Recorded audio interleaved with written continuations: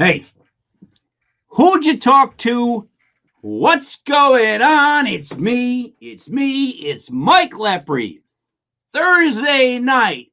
It's 8:19. We're supposed to start at 8 o'clock. But this is how we do.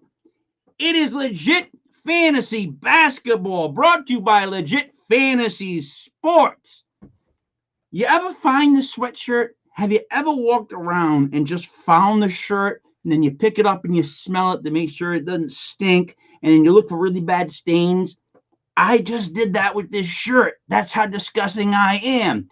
And when it comes to disgusting, the genius Kev. Kev, how are we tonight? Wow. That was wow. I don't even know how to respond. I don't think I'm disgusting. I'm checking my shirt right now, but luckily it's a podcast, so it doesn't really matter even if I am. I will claim that I'm not. Speaking of doesn't really matter, Kev, let me bring on Coach TJ. TJ, how are we tonight on Thursday? That was some kind of intro, right? That was some kind of introduction right there, wasn't it? Yeah. Wow. So now that you've alienated both of us, King, maybe we should be wishing you good luck. I'm going to log out and I'm going to listen and see how you go solo for an hour. Yeah. There's so many hours of me talking solo. It's ridiculous. But, Kev, we ran into this once with the paranormal, if you remember. The first, 10 minutes was almost like a stare down between me and the woman speaking. Yeah. Because I totally insulted her in the wrong way. But, TJ, what's going on? How's the NBA treating you? NBA's all right. I mean, it's that weird time of the season now where some teams are in playoff mode, some teams aren't. You can kind of see where things are going. Unfortunately, I'm sorry. Kyrie had a terrific week. Kyrie's out here dropping 40. Are we going to get right into NBA? Shouldn't we do a recap of the NCAA championship? Oh, no, I'm getting there. All right, you want to go NBA first? Because Coach TJ is going to take a victory lap. Yeah, I just wanted to ask him what he thought's going on. Of course, cool. Yeah, we got to give him his victory lap. Yep. All right, so listen, we'll get on to the NBA. Let's just get it over with. We made our predictions about the finals game, and Kev, you and I were not correct. No. We were not correct, Kev. But do you know who was correct? No idea. Coach TJ was correct. Coach, tell me why you were right about that game and we were wrong. Well, I don't know. I guess the short answer is it seemed too easy and obvious. And sometimes when it's a big game like that and there's so much action on a game like that, the obvious answer isn't what it is. And I think Gonzaga in the over was the obvious answer. I was so impressed by Baylor's toughness. And we had talked about it on the show earlier that night. Like when they stood up for the jump ball and Baylor didn't look short, it was like, okay, Baylor is physically stronger than this team. Like Baylor, Mike Golick put up a tweet today that said, Gonzaga, it's Gonzaga with quotes. We have a great offense, and Baylor in quotes. Yeah, but we live with the football team.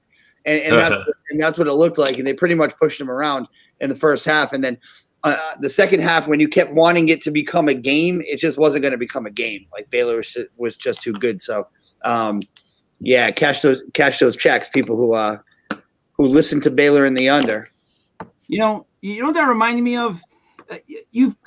So I was coaching AAU, and my team was a bunch of young kids, maybe 5th grade, 4th grade. I don't know. I don't even remember what year it was. God only knows what my life. But they're on the court when we were pretty good. And then I just remember this team showed up, and every kid had muscles and was growing a mustache.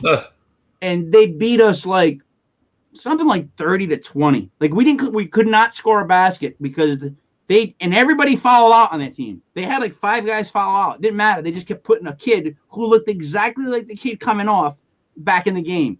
It was like they were all replicas. They just kept putting them in. I was like, Jesus Christ. And they beat the snot out of my kids physically. Beat them up. Lumped them up. And that's what that reminded me of last night.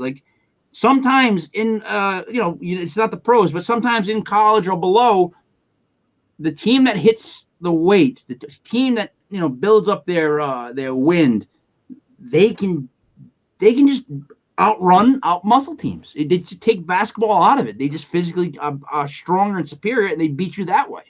That can happen on this level. Yes. It definitely can. I mean, I don't think for 1 second Baylor beats them in a 7-game series. I just don't. I was going to ask that. Yeah. I just don't. I don't believe that to be true. I think that this is something, and this is why the tournament is so great. I don't think Baylor is the better team, even right now as we sit here with Baylor as a champion. But when it comes to the physicality, perhaps there's something to be said with Baylor playing in the middle of the country in Texas with playing in a physical conference, and Gonzaga being able to manhandle teams, because Gonzaga's size in their conference is overwhelming for almost everybody. Baylor's playing against size much more regularly during the regular season. So I think it's hard. It's hard because you can only play who's on your schedule and who's in your region, especially in this crazy year. But Baylor looked like grown men. They really did. And Gonzaga looked like some of their lottery picks. I think that their stock drops a little bit. That's NBA physicality, and you didn't respond to it. Yeah, I think that was you hit 2 of the points I was going to bring up. Like if it were a 7-game series, who would win? Maybe Baylor still wins, but it would be it would be very interesting to see that play out. But I think the Timmy stock and I forgot the other name of one of the other white kids drops. I think Suggs probably stays in the top 3, top 5. Top 2 maybe, but I think Timmy is, if anyone's seriously thinking he's a lottery pick, I would be very worried about that. Yeah, I mean, I was having people telling me he's the next big thing. I was saying he's Christian Laettner, and Christian Laettner gets a bad rap, but Christian Laettner had a nice pro career. When he, until he got hurt, he would average, his average was like 16 and 8. I don't think you're going to get much more than that out of Timmy. I don't see him as an all-star, and he's going to have to put on some pounds because he was just not effective, and he was just getting pushed around. And once Baylor got that feeling of we're stronger than you, you could almost see their body language just changed, and they just became like some bullies. Yeah.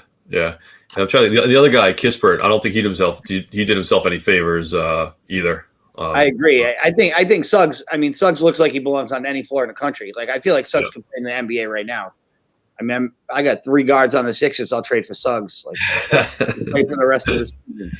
Yeah, but So we did talk about that at the beginning of the week on if Baylor was able to muscle them out, it would be a totally different game, and they did. But the other thing that we haven't even mentioned is Baylor's freaking lights out. Like they're big and they're physical, but they are lights out shooters. Anytime the Zag is or trying to get back into it, they just hit another three.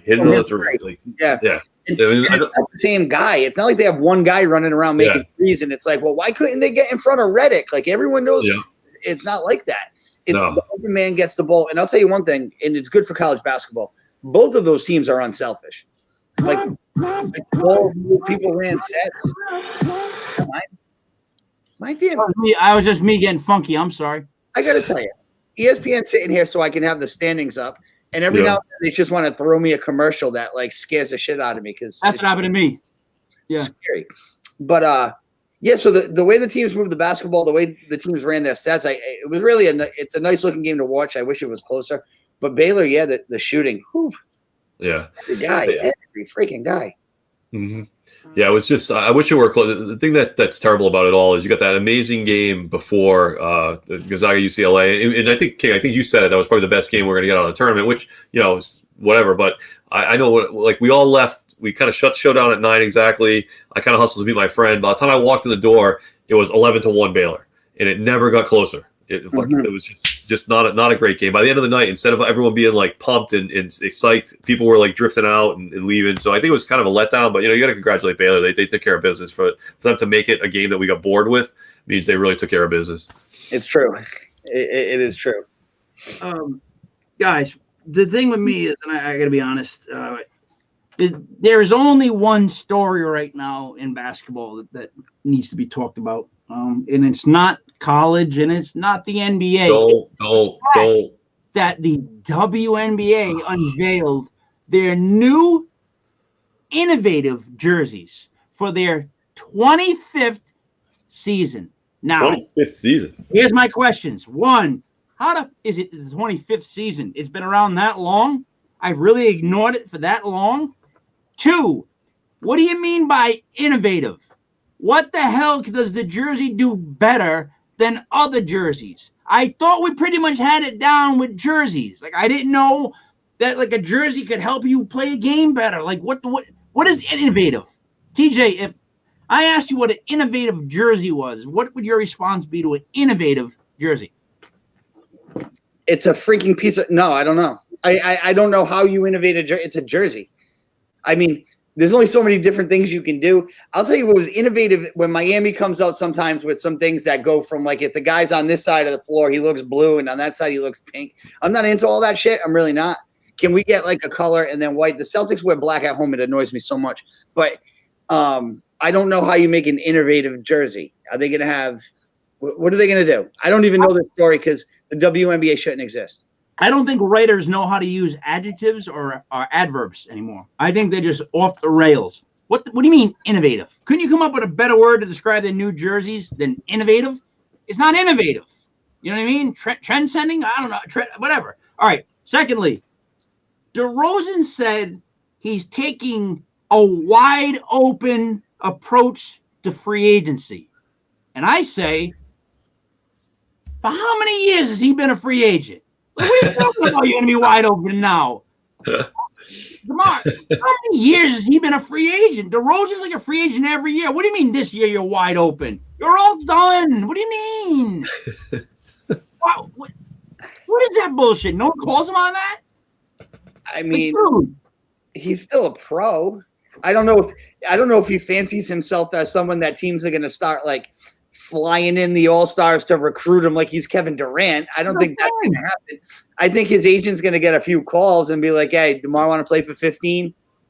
You know, that announcement isn't going to get him like the LeBron treatment. There'll be no show. There'll be no decision. It's not going to be like when they were tracking Kawhi Leonard's private plane. Oh, my God. I think he landed in Toronto. No, that wasn't him. But it's not going to be like that? Is that where... I can't see how it would, and I don't know that there's going to be a lot of teams that want an aging shooting guard that doesn't take threes. I mean, he's a pro. Don't get me wrong. I mean, he's a nice player and all. I mean, who is in his inner circle that's telling him these things? Like, does he not have a friend that's like, dude, I wouldn't say it like that. Come on, man, you're old. We're old. Like, don't say that you're wide open. Of course you're wide open. You want a job, guy. Hey. Yeah, I'm wide open. I need a job. Oh, okay. Maybe that's his way of telling, like, the Pistons, like, hey, don't be shy. Don't be shy about having me to come here and get a dirty 20 points for you as we tank for another season. So that's up on the CBS basketball page. Along with that is the WNBA jerseys, and then it says that the Markanian character, the white kid from Chicago. They talk about how he could be a big-time free agent scorer for some team, and I'm thinking, what team? What's his name? Sorry, Markanian, Markanean, Markanian. Yeah. Well, anyways, it's one of their articles. Sorry. See, what I'm getting to is that the people that are writing nowadays, they don't know what they're doing. They don't know what topics to bring up. They don't know how to write about them. They don't even know the words to use as far as the vocab. So this guy apparently could be a big-time free agent for some team. What team? That's, to me, a filler article. They're making that up. What do you mean he's going to – TJ, who is he going to be a big-time free agent for and why? I don't know. I got to tell you, I was looking at WNBA jerseys. I'm not going to lie. Do you want me to tell you? Can we go back to that real quick? It's a regular freaking jersey. And they have like some stripes, and they added some meaning to the stripes that no one who ever would watch basketball would know what these 16 stripes are. It's a freaking jersey. There's no innovation. There's no technology. It looks like a red jersey. I just Googled it. I can't believe that all you have to do is say, look, hey, this year we got these uniforms. All right, cool. Awesome. Right? No one's going to watch anyway. But I'm sorry. Innovative. You change uniforms? I didn't know. Innovative is when my cell phone learned how to like FaceTime people. That was an innovation. That was an innovation, not turning your red jersey into another red jersey with a different shade of red jersey. Anyway, who's your favorite? The fourth story on the page says Draymond Green calls young players soft as hell. Now, you know why I have a problem with that comment? Because it makes absolutely no sense, Draymond. No sense at all. It shows where you went to school. What do you mean soft as hell? When did hell become anything related to soft?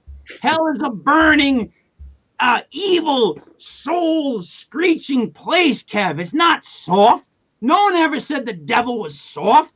They never call him soft, Kev. That would be somebody on the other side, maybe white, cloudy, puffy stuff. That's soft. You don't say soft as hell. It makes no sense. I'm sorry. TJ, your thoughts? Well, I mean, we butcher the language on a daily basis. I mean, we just make up words and whatever. But soft as hell, I think we all know what he means. Do I think that the young players are soft? I don't know. My man from the Timberwolves seems to be coming in there with some ferocity when he's trying to dunk on people. I don't know. I think every generation always says the generation before them is soft. I'll tell you what's soft. The league is soft in the sense that you can't hit people back. You can't hit. So the league is soft. I don't know that the guys in the league are soft. Maybe guys would want to be more physical if they didn't feel like they would get a flagrant 2 and a $50,000 fine if they hip check somebody. Yeah. The league itself is soft, but I don't know that the players are like wimps. I don't know that. I don't think they're wimps. I think that they tend to start to play like they're supposed to play or like their era. And I would say that they are softer. I think they're not they don't hit as much. They're not looking to hit as much. They know not to hit. Like that. There's not like goons. You don't see like the Mahorns, people like that anymore. Those are long ones. You can't have them. That role doesn't exist. So that roster spot that used to go to those kind of guys are going to players like Clint Capella and Robert Williams, who are pretty much rim runners. They're just running from one side of the rim to the other. We're going to block shots here and we're going to look for a lob here, and that's all they do. Whereas before, that position would be a guy who's like, if you come in here, I'm not even trying to block your shot. I'm trying to like end your night. And you just can't do that anymore. And don't forget now, we don't even have centers playing with their back to the basket like we did even so recently at Shaq. Like every single guy is a face-up player. And B takes more jump shots in the course of a basketball game. He's a great shooter from like 12 feet, but he's taking 12-foot jump shots half the time, and the other half the time he's trying to get fouled when he swings through, and he's your MVP candidate. Anthony Davis takes threes. He's a 7-foot shot blocker taking threes. So, yeah, the game is soft. I don't know. I wouldn't want to run up against Joel Embiid in a fist fight. I mean, that guy's not wimpy. No, I don't think they're wimpy at all. I think what Draymond's trying to say, I think maybe just like we're saying, it's just the way the NBA is changing. You got to change with the sport, right? I mean, look at the game. I mean, I think TJ, I think you hit the whole thing. Not only the center's not playing back to the basket. Sometimes you look and there's nobody in the lane. I don't understand that. It's like I look at that and I think like I'm in watching like a different game, and I've watched a ton of basketball this year, so I'm kind of getting it, and I know the efficiency numbers and all that craziness. But when you look back at the older teams that were great, we always use Celtics because we're all from around here. You have McHale and Parrish, who are both like McHale goes block to block. I don't think McHale shot 10, 12-foot jump shots a season. And he was scoring 28 points a game, 26 points a game, 27 points a game. Parrish was around the lane. He was a little bit more range with the rainbows and all that other stuff. But you had two guys in the lane. Bear would counter them, and Bird was in and out and everything. And now it's just you could watch a set where not one person has any muscle or steps into the lane at all. It's kind of crazy. So I can see the game is soft. Kevin McHale is probably one of the top 3 best low post offensive players ever. Oh yeah, and he was literally block on either block a couple of steps away and around that, and he had so many moves. He was literally scoring like there were seasons where he was 26, 27 points a game. So in the 80s, they used to run. Most teams ran an offense that was a 3-out, 2-in offense, right? So that means a point guard and 2 wings and 2 post players, and they would kind of work off a triangle almost. Was the way we used to teach them how to. And then the third forward, the Larry Bird position, right, or the James Worthy position, would also be able to dive down to the pivot and post up on a mismatch. We went from that to like a 4-out, 1-in concept. Yeah. And so then we got to the 4-out, 1-in where you would have your Shaq or your Elijah Wan or whoever. The Knicks ran a lot of it with Ewing. And the idea back then was we want to give the big man more space to work. So Then now we're just straight up 5-out all the time. And we're planting 2 guys in the freaking corner because that's the most efficient 3-point shot, right? From the corner. It's the shortest shot. We're putting 2 guys in the corner and we're running high pick and roll on the top. And if anybody happens to post up in the lane, it's like, ooh, what? It's only on a switch. So the only time guys are gonna go to the block is if there's a switch up top and then a big gets on a small and he brings them down there. But the whole concept of basketball has just moved farther away. And I don't think it's going to change because the math says you're better off shooting from 3. I hate corner threes. I used to hate corner threes. That's what I was thought too. Yeah. Now, Tina, the one thing that I think about when you keep extending this model, right? Like, and the guys are going to be able to shoot further and further back. It's already happening. You see, like they shot the launch like from the logos right over half court, and they're hitting them. I guess when does a team just realize you have to guard all these small guys that are outside? As soon as they cross half court, you have to be on them. You can't touch the ball because all the stuff I've read on defending 3-pointers, the best way to defend a 3-pointer is to not let somebody shoot a 3-pointer, right? So the way I don't let you shoot a 3-pointer is I prevent you from getting a pass, right? That's the only way I can stop you from shooting a 3-pointer is if I prevent you from getting the ball, or that's the easiest way. So my hope is that somehow like the game evolves to a point where players aren't getting good looks at threes anymore, and someone figures out, you know what? I'm going to beat this guy. I'm going to bang him. I'm going to take him down and bang him, and like there's some kind of like almost a re-revolution to flip the game again. But that's my hope. I don't think it'll happen, but that's my hope. I always felt like the cool thing about Philadelphia, because they do have Embiid and Simmons is a point guard that doesn't shoot like Magic couldn't shoot either, is that they're almost like the counterculture, right? Because they are going inside, and that's cool to me because I like that brand of basketball better. The hard part about what you just said is it's nearly impossible to deny someone the ball for 48 minutes for 94 feet. It's impossible to do. So guys are always going to get open, and really good basketball players. Like I've coached some guys, and my thing is like, you're not denying me the ball. Like my best player is getting the ball, and we're going to work on it in practice until he figures it out. But you're not denying my best player the ball. That's it. And Steph Curry is going to get the ball. The problem is the problem the league has is as players get better and better and better, and the game it's turning into a 3-point contest. What it is. All right, but let me agree with Kev's idea for just 1 second though, because athletes are getting better every year. Like they're just getting better in every sport. I mean, in wrestling, they're getting better. But in the NBA, you're going to get, I think, we're going to get some athletic kid who comes along who can just go all day long and considers himself like the greatest lockdown defender ever. Like I really think there could be some rub for a kid like that. Like, well, Beverly was that for a couple of years. Who? Patrick Beverly was that for a couple of years, where he was picking up full court face to face for the whole game. He got a contract, so he doesn't do that anymore. Now he does it in spurt. But I mean, like, I really am waiting for that. Like, it's like looking at waves coming in. I'm waiting for that kid to come that's going to be a defensive player and takes the defense serious. Like, that's all he wants to do is I'm going to shut down whoever you put me on. I'm like, that's what his whole thing is about. I think you could market that kid to the moon. Like, because everything's offense. Imagine if someone comes out and they're like, defense. Forget it.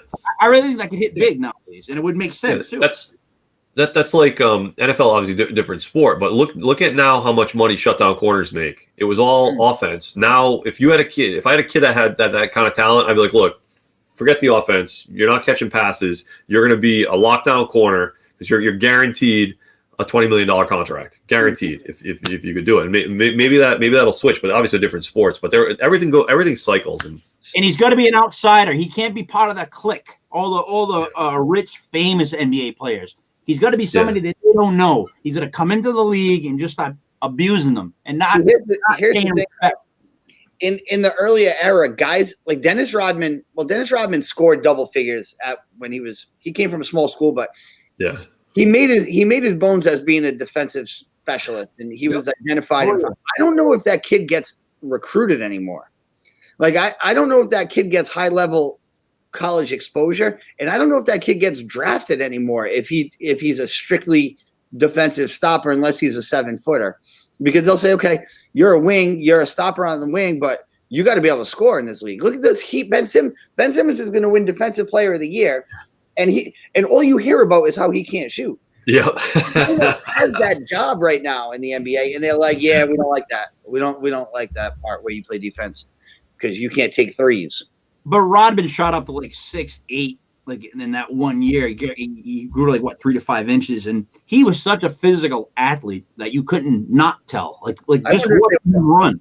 I wonder if they would allow Detroit Pistons Rodman in this league right now. I wonder if they would. I don't think they would allow half the Detroit Pistons roster in the league anymore. Seriously. Well, it depends on what Rodman we're talking about. Because if it's the Rodman at the end who just wants to get kicked out. No, forget that. No, not Bulls Rodman was a cuckoo. But when he was young and hungry, he was young and hungry. He was like, yeah, I'm guarding Bird. Like, I'm not scared of Bird. I'm not scared of anybody, which is cool. You know, Kev, you got me thinking, and all my head, I keep thinking we need that. I hope too that a defensive player comes along, that it somehow switches where someone comes out and he's a defensive unicorn. He can block shots, steal the ball. He can go man on anybody. Yeah. I don't know if that'll ever happen. I don't know if that'll ever happen again, guys. But yeah. Like, what if there was some kid in the championship game that just owned Suggs, held Suggs to like 2 points or 4 points, something crazy like that? But you gotta, like TJ said, you gotta make it all the way through, get recruited by a big school, get like major minutes in big games. Yeah. Mm. But I'm holding out hope some kind of cycle changes, because if it keeps going where it's going, and it's just more and more spacing. How much more spacing can you have? The court is only so big, right? You're gonna have 2 guys in the corners, 2 guys right over half court on the side, and then it's gonna be like launching bombs. So right now, every single team in the NBA is averaging over 100 points a game. Ridiculous. So every single team, and I bet you if I look closer, it's more than 100. So far, it's 104. So every team in the NBA is averaging over 104 points a game. So that just shows you the state of the league. Because if you had a team, like, you don't have a team that's like, I don't want games in the 80s like we used to get when the Knicks were badass with that crew. But it's just, it's a race to 100, and then we go to the fourth quarter is what the NBA has turned into. Oh, no. Yeah. But and that's why a team like Utah, who does have Gobert and who does play defense, has the best record in the whole league. Agreed. Hey, let us do the 4 games that are remaining for tonight. I want to get those out. We're about at the halfway mark, so that'll be a good time to do the picks for tonight. I'm going to start off with Milwaukee at Dallas. Do you have the spreads? Yes, I do. Yes, I do. Milwaukee's at Dallas. Dallas is favored by 2. The over-under is 228.5. TJ, your picks. I mean, that just goes right what we were talking about with the over-under. 228 for an over-under is out of control. I'm gonna take Dallas. I'm gonna take Dallas. I'm gonna give Milwaukee the points. Yeah, it seems pretty clear-cut to me. Doncic is unbelievable, by the way. We don't talk about him enough. No, we don't. You're right. How the hell did they lose? Yeah, he's got better numbers at his age than LeBron had. Like his first, with absolutely nuts. But what I don't understand with Mavs, they lost to the Rockets again this week. They lost the season series against the Rockets 2-1. How is that freaking possible? Well, in this case, I mean, there's no excuse for it, right? And that's partly why I picked them, because it's almost like that loss, they're going to come back and bounce. That's a loss you bounce back from. But if you look at their schedule, they just came off like they were just bouncing around the whole country. And then they went home, and then they went back to Houston. So that's almost like a jet lag game that it's probably like for most teams, it would be a scheduled loss. But because you're playing Houston, you just feel like they should win. But Houston and Dallas are rivals. Like, they play each other tough. They usually do. But yeah, that's the kind of loss, though, that keeps you from advancing in the standings. Like, that's a bad one. You got to get that one. Yep. And I think Giannis is out, right? Is Giannis out? Should be back by now, no? I thought he was. Maybe I'm wrong, but I thought I saw something. I believe he is out. Because I don't have anything here that shows that he's back. For what it's worth, ESPN's matchup predictor is picking Milwaukee. So that's like a coin toss anyway. All right, so Kev, did you want to weigh in on the Milwaukee-Dallas game? I'm gonna go Bucks. All right. And I just And I think over-under is probably a coin flip, so I'm going to stay away from the over-under. Phoenix at the Clippers. The Clippers are favored by 6. Over-under is 221. To me, that's a lot of points. That's a lot of points Yeah. to give Phoenix. I mean, Phoenix is playing well. They have a better record overall. I mean, I think that the Clippers are going to win the game. I don't think they're going to be able to beat them by that. I think it's going to be a close game. I think it's the game of the night, to be honest with you. I just don't think I'll be awake to see it, but it's going to be the game of the night. Game of the night is at 10 o'clock, but we'll get to that one. Is on another channel. I'll get to that next. But Kev, what do you think in this one? I like Phoenix also. Phoenix playing well.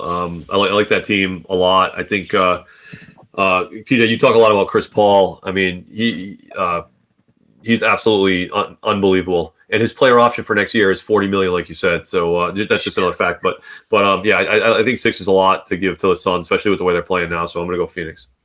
All right, two games remaining, and let's do a tale of 2 games, because you want to talk about one game that's unbelievably exciting that I can't wait to watch, and then another game that you couldn't force me to watch. We got Portland at Utah. Oh, love that. Utah favored by 5.5. Over under is 233.5.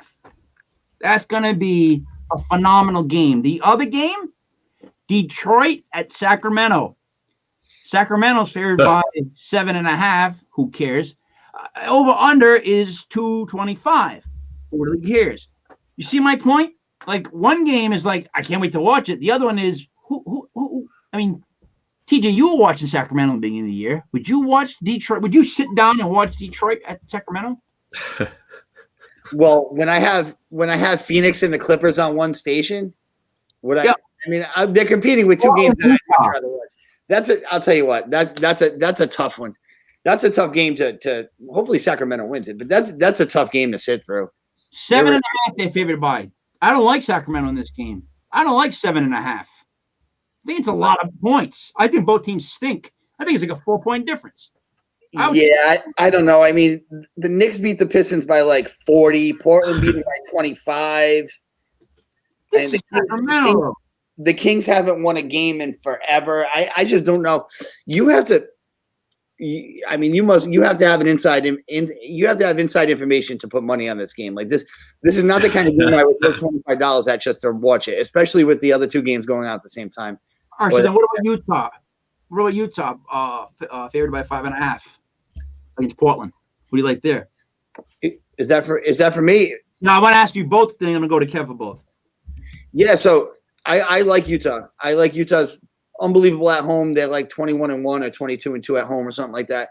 That's not a big number for them. They tend to cover. Portland's been a little inconsistent over the last maybe 10 games.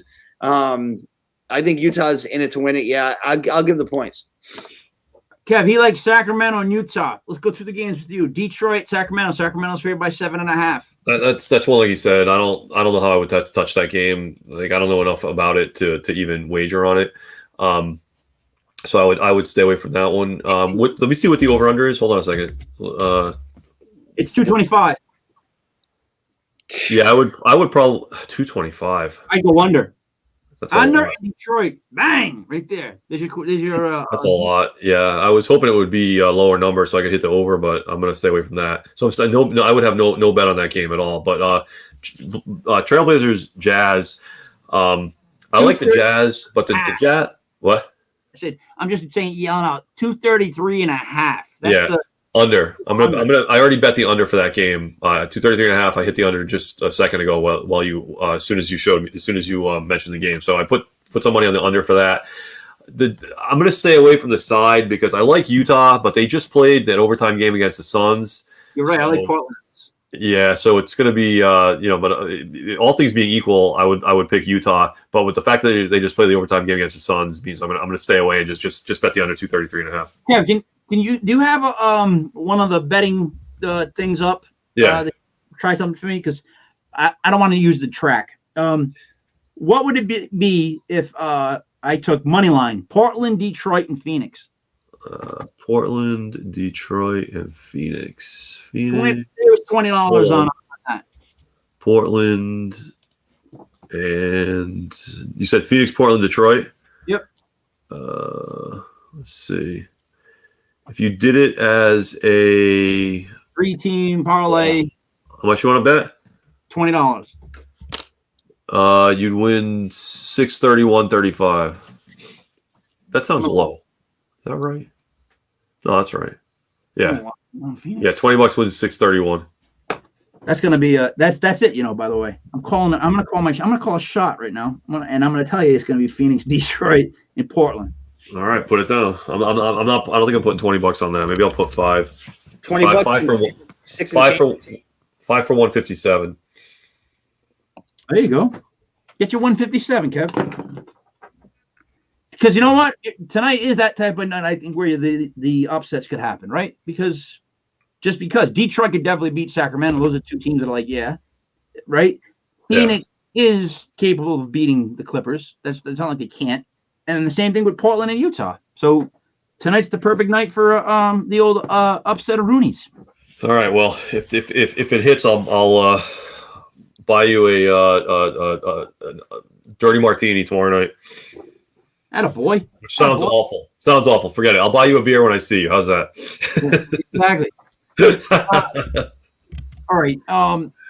Let's go over the NBA. Here's what I want to know, because this is one of the things that I wrote down. My son was asking too. Right now in the NBA, not including the old guard, and what I mean by the old guard is like LeBron, guys like that. Who would be the top 5 players you'd want? I just come out of a coma. Who are the top 5 players you want to show me that show me how good the NBA is? Like new guys that again aren't from the LeBron, Looney Tunes era. Well, the first one we already said. I'll just take the easy one and make it a little harder on TJ. I'll say Doncic. You definitely want somebody to see him play. Luka. So I'd come out of a coma. You'd be like, watch Luka play. Yeah, right? go put on the Mavs, watch Luka play, not chubby Luka, like streamlined, played himself into shape Luka, and watch a Mavericks game and just be amazed at all the different things he can do. So I would say. Yeah.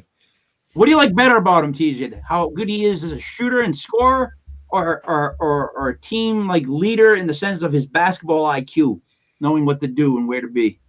I'm just amazed that he's 22 years old and he looks like he's been playing basketball since he looks like a 10-year veteran. His tempo is outstanding. His pace is outstanding. He gets where he wants to go. His shot's not the most gorgeous shot I've ever seen, but it goes in. It just blows my mind that he's only 22. And to me, he's like one of my favorite players in the game right now. And I'm glad he's a guard. Like I'm glad he'll be around for a long time with the ball in his hand. He's on the path to the Hall of Fame. I have no question about it. Yep. All right, let's go number 2. That's just I need 5, because you got to figure like at any point you can name like 5 guys. So I'm just waking up. You tell me about Luka. Who do you tell me about next? When did you fall asleep? Yeah. Let's say about like a year or 2 ago. I just woke up. Like about 3 months ago, I woke up for the first time in 10 years. 10 years? Well. Yeah. I know he's part of the old guard, but you might want to see that Steph exists. Maybe on highlights. Yeah. You might want to understand why guys are launching step backs from 31 feet, and it's because of Steph. Luka definitely, and then number 2 for me that comes to mind is Giannis. He's a 7-foot monster that plays point guard and dunks off 2 dribbles from either wing, and it's unbelievable to watch what he can do physically. So to me, I guess we're talking players with, under 10 All-Star games is kind of where I'm going with this. But, Luka and Giannis would be the first 2 that are just the state of the game is what you're watching with those guys. 2 things. Giannis literally looks like a praying mantis in the sense of how long he is. I can't believe how long he is. When he gets to the rim, you can't quite believe he's there already. It's like, that's actually the thing that shocks me. And then secondly, I would not want to be Steph Curry's brother. Just that to me, I just wouldn't want to be it. Like, because you're not going to shoot better than him. You know what I mean? Too. Seth Curry's name, right? Seth, his name is. Yeah, like, Seth. He's not Philly. But he's just never going to be Steph. You know what I mean? It must suck, right? Yeah. When you go out, Mike, you're always getting the second choice of the girls. Yeah. I guess I'll go home with Seth. All right, Seth. I guess. Yeah. So, all right, number 3. Well, I don't know exactly the 10-year thing, but I would say if you got to look at Durant, like to see a big guy, someone that's whatever 6'10" to 7. I don't want to count him. Feet. I don't want to count him. I think he's part of the old regime. Oh, really? I don't think he's part of the old guard. But okay, whatever. That was my next one. Kick him out. He's out. He's out. Okay. Well, then I'll say one of my other ones I would say is Zion. I think you should watch him just because he's a force of nature right now. He actually tied Shaq's record. I think it's like 25 games in a row with I forgot how many points, but over 50% shooting. So if he's tying records that Shaq set, and he's a beast, and he's a point monster, whatever the hell you want to call him, I think it would be at least watching him. And I was not a Zion fan. He's starting to win me over this year. Yeah. The more I'm watching him, the more I like, because I don't like the fact that he's just I'm strong. This is good, but he puts it to work. It's impressive. Yeah. TJ, you have any yays or nays on Zion?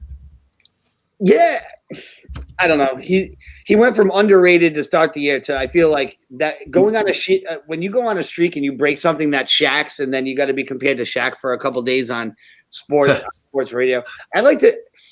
My thing about guys like him and Karl Anthony Towns, if you're that good, win. Like something about his numbers until they start to win, it's going to be like, yeah, but I mean, your team sucks. Like name a great player that played on a shitty team. It usually doesn't happen. It really doesn't. He should be able to carry them a little bit to a better record than what they have. But yeah, if in this conversation, Zion definitely belongs on the list. We're up to 3 guys right now, right? We got Giannis, Zion, and Luka. Who's next? Well, the next guy, we're alive right now and nobody even watches him play, but that's Donovan Mitchell. You want to talk about a guy who is winning? He's the best player on the best team. TJ, I'm like, you know what? I don't even want to watch Donovan Mitchell. I haven't been asleep at all. he's bouncy. He shoots it. He makes clutch shots. He's the best player on the best team in the NBA. And let's be honest, guys, how many Jazz games y'all watch? Yeah. I've watched 5 or less for sure. Would you go with Donovan Mitchell or would you go with Booker? I like Booker. They're kind of similar. What? I mean, you can't go wrong with either one. I kind of was deciding between those 2 and Tatum. I think you need a wing for this hypothetical. I don't like Tatum. Yeah. Mitchell's better than Tatum. Tatum's another one. He's only 23, and he's already got a reputation of being what he is. He should be in college, is where he would be in normal times. But yeah, to me, Booker or Mitchell, you can't go wrong with either. And it'll be cool if that happened to be the Western Conference Finals, which I don't think anybody thinks it will. But to see those guys battle on a big stage would be good for the game because we need the young guys to carry it. LeBron can't do this forever. Yeah. No. Kev, what do you think of those guys?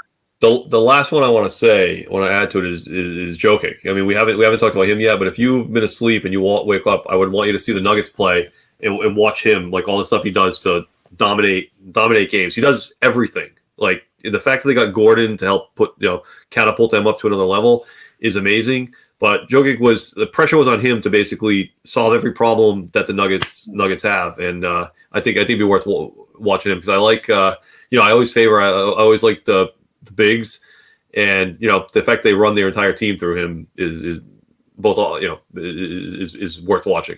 Shouldn't Embiid be on this list?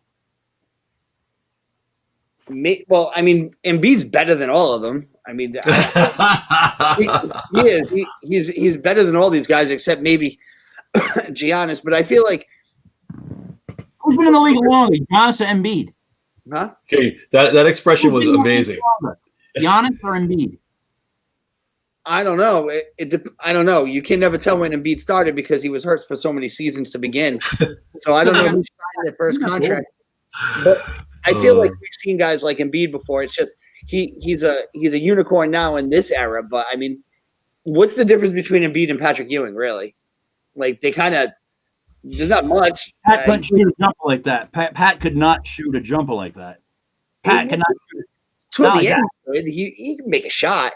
But But the point is, Giannis is just a total freak that we've never really seen. So I'm trying to bring the game to you. Like, what the hell did I go to sleep to and wake up to these guys? Giannis, again, is like a praying mantis. He's got these like 3 steps and he's there, whereas Pat did it in 3 steps, but it was like he was falling down going forward. And then his jumper would go off the back rim, boom, like and you'd have big goons banging waves for him.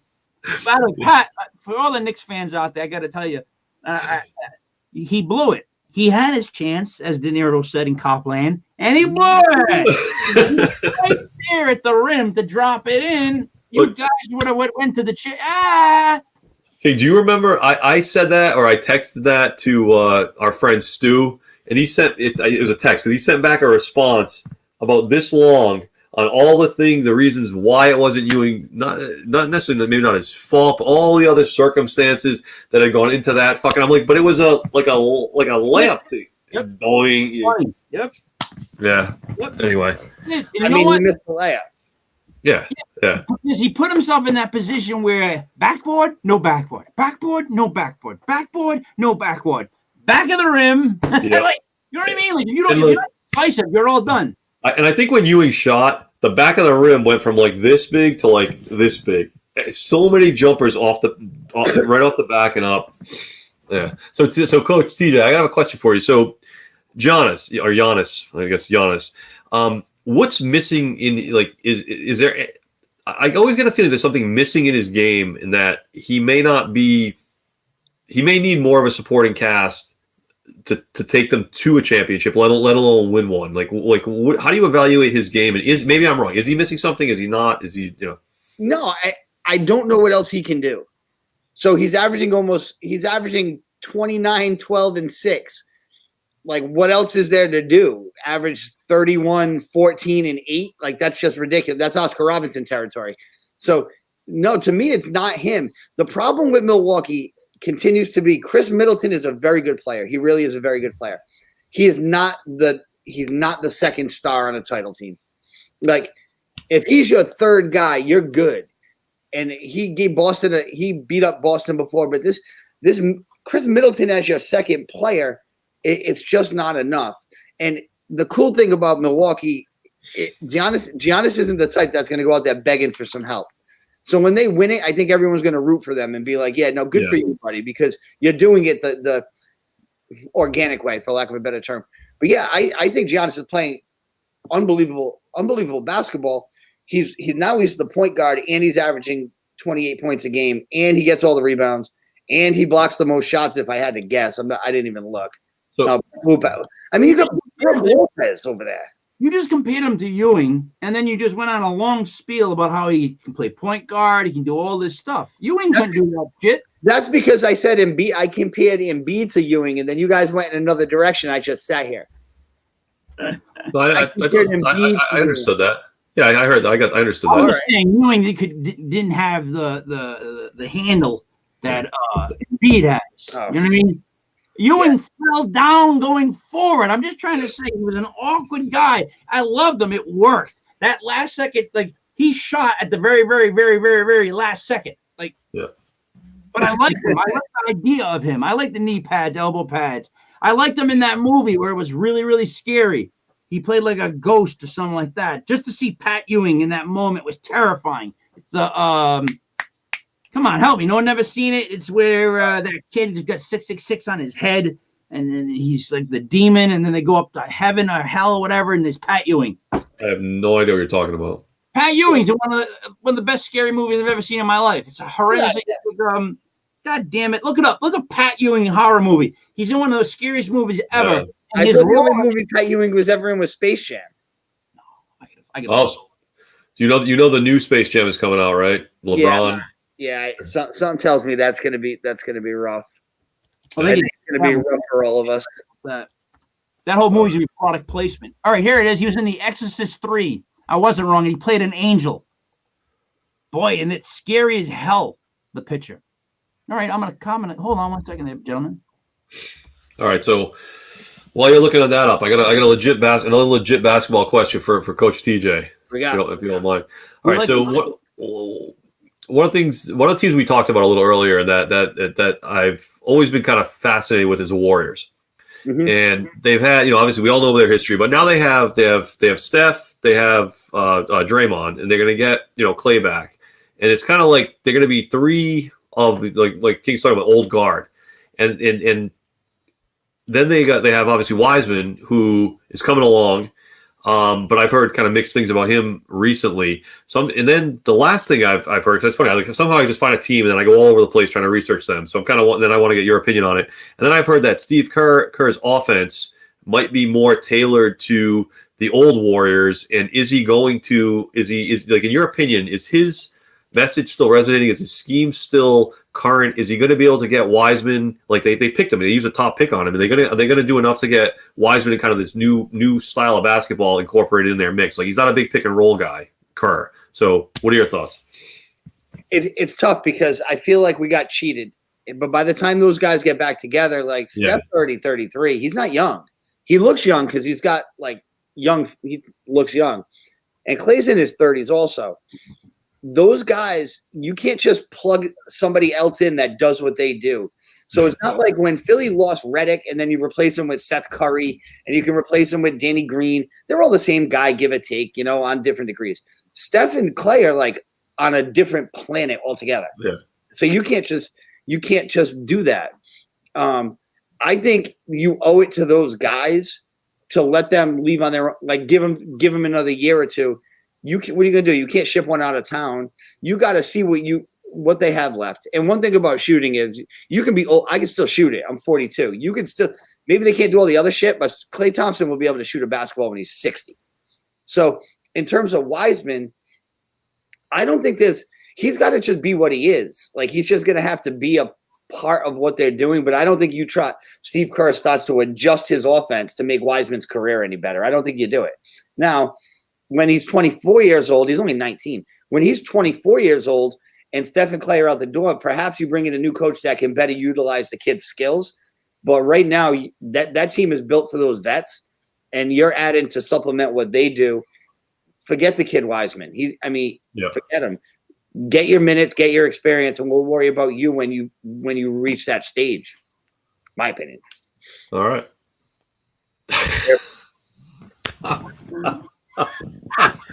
I can't believe it. Scary image. I don't know what scary is. He's an angel. Angels aren't from the three. I think you might want to save that for the paranormal show because he just shows up out of nowhere, Pat Ewing, and it's like crazy. And they're fighting demons and these things. I was trying to find that picture to show someone else that I was getting into an argument with. I need the link for that picture. Excellent. This picture to me is the game changer.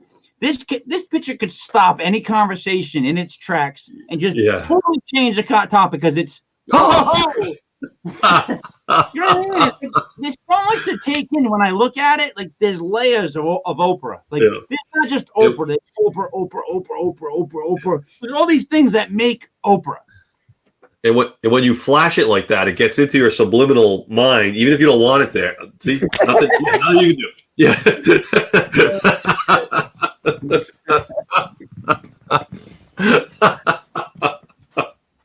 Oh God, that's killing me, Nick Van Exel. No, that's really I don't know how to. When I run the shows, I don't know how to do that. You got to teach me how to. No, actually, I don't want to know how to do that. That's the thing. I don't control the Oprah. Oprah just happens. All right. Let's go look at tomorrow's games. Let's wrap it up with that. Kev, would you do the honor to pull them up, or you want me to do it? You could do it because I'm always tough picking a day ahead, like we talked.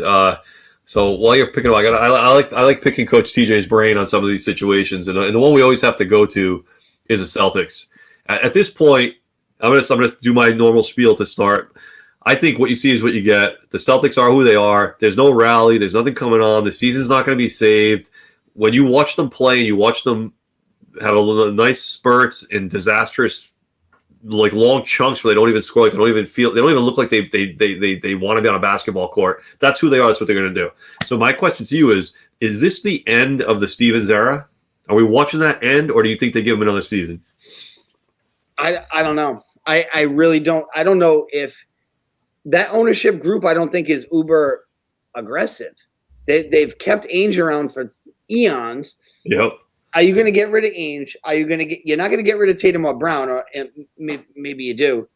But I almost feel like they're reluctant to do anything. They're like frozen. Hiring Brad Stevens would disrupt a lot of that would be a huge disruption. The whole culture around here would change. To me, he's not the right guy for the job. He really is.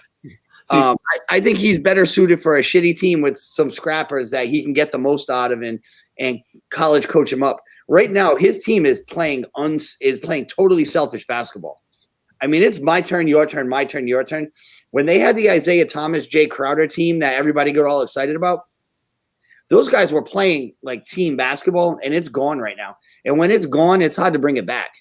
It really is hard to bring it back. So I don't know whose head's going to roll, but you would think someone's would, unless they're just happy being mediocre. Yeah, and the thing is, like the worst thing as a professional sports team, it's the worst thing in life, but it's the worst thing as a professional sports team is like when you see what you have and you can honestly evaluate what you have and you realize it's not enough to get it done, but you're paralyzed and you won't make a change. Like they're going to have to do something radical, and it's probably going to end up. They're probably going to wait too long. They're probably going to blow their opportunity. But what they should most likely do is make a decision between Tatum or Brown, trade one of them, get as much as you can for that one, and then build it again. Because I don't think the two of them together are ever going to beat like a Durant, Harden, Kyrie group, like a group of that caliber. I don't think Tatum, Brown plus a bunch of middling players can do it. I really don't. But the problem is they have no depth. So yeah. These guys have been hoarding draft picks since I was in like diapers. Like where's the depth on the Celtics? It's Tatum, Brown, Kemba Walker's a B-level player, and then that's a bunch of roster fill on that team. Yeah, those guys are just fillers on it. They get the kid from Vanderbilt, the white dude from Vanderbilt that jacks up threes. Like, what are you doing with this guy out here on the floor? You're not going to win Eastern Conference championships with this group. I think one of those, Tatum or Brown, is going to make their life real easy, and they're going to say, "We want out." I don't feel like by watching Tatum play, I don't feel like he's in it for the greater good. Let's put it that way. But the biggest problem with that team is the roster construction, and if anyone should get blamed for that, it's got to be the general manager. Yeah, you got guys like Langford out there. I mean, you let Rozier go, who turns into a star. And he's leading his team in scoring, and you let Wanamaker go. You got all these bums down there. Like really, the roster is bad, and that can't just all fall on. I mean, look at this: Luke Cornett, awesome. Langford, Naismith, Semi Ojeleye is 26 years old now. Can we give up on that experiment? He's 26. Yes. Wow. Like, can we stop? Grant Williams, and you know who doesn't help, Kev, is the fans in New England when it comes to their teams, because they'll tell you all the intangibles that Grant Williams has. Yeah. Anyway, Mike, you got those spreads? Yeah, we got 5 games to go over really quick. 2 730s, then a couple of 10s. Here we go. T-Wolves at Celtics. Celtics are favored by 8.5. Over under is 228.5. By the way, that's Joan Rivers. Doesn't even look like her anymore. No, she had no work done though. At least she hasn't had work done. She looks. Wow! She looks like a catfish. Bam. All right, here we go. T-Wolves at Celtics. Celtics are favored by 8.5. Over under is 228.5. Who do you like? Just spent 8 minutes bashing the Celtics, but I know. I'm going to take the Celtics because the T-Wolves are just trying to get the number 1 pick, I suppose. Kev? Yeah, I'll go Celtics. Celtics minus. 8.5. All right, second game. Grizzlies at Knicks. Knicks plus 1.5. Over under is 213.5. TJ? That's a sneaky fun game. I like the Knicks in it. Kev? Yeah, I'm gonna go Grizzlies. I've been on a Grizzlies bender. All right. Bulls Hawks. Hawks favored by 3. 227.5. Over under. Didn't the Hawks? Oh no.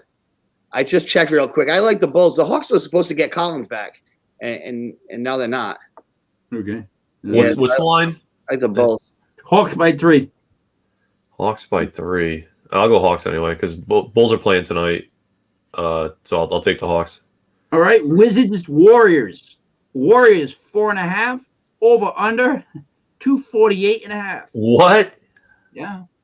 I have to bet the under just because it's 248.5. 248.5. I'm not joking. That's what it is up at. I don't know why with the Wizards. What's the difference? The Wizards stink. Well, the Wizards put up points though. The Wizards put up 131 against Orlando on Wednesday. And maybe the Warriors will score 200. Yeah. Right. I think I might actually bet the over just so I have a reason to watch the game and just hope no one plays any defense because I think that's what you're looking for. But I'm gonna take Washington. Give me the points. Imagine a 125 game going to like the last seconds, and you just beat the spread. I mean, you just got over 250, 120. It had to be 125 each to get to it stinks. Kev, what do you like the game? Freaking insane. What was the line again? I'm sorry. 4.5 Warriors, 248.5 over under. I'll go the Warriors. Since I was I don't think 4.5 is that much. Here's what makes sense to me. Why would the Warriors only be favored by 4.5 with an over under of 248? That is, like what? I don't know. I can't see that. I can see the Warriors beating the snot out of the Wizards. I can't see them going toe for toe like for 4 quarters where, again, like I said, it's 125. Well, it's at Golden State. Yeah, it doesn't make sense for 1.5. So I'm going to go with the Warriors. Rockets, Clippers. Sorry. Go ahead. That's right. All right, Rockets, Clippers, 13.5. Oh God. I can't bet big spreads like that. But you never know with like blowout season in the NBA. I probably wouldn't touch it because it seems like, wow, how do you possibly lose by 13.5? But just the last show, Coach TJ was talking about all the blowouts this year, so I'm going to stay away from it. I mean, let's not forget the Rockets just came off a nice smacking of the Dallas Mavericks. That's right. They're feeling themselves a little bit. Gun to my head, I'm taking the Clippers, given the points. Yeah, I would have to do it myself. I'd have to agree on that. You guys got anything you want to say before we wrap it up? Yeah, the one thing that we didn't touch at all, Isaiah Thomas on the Pelicans.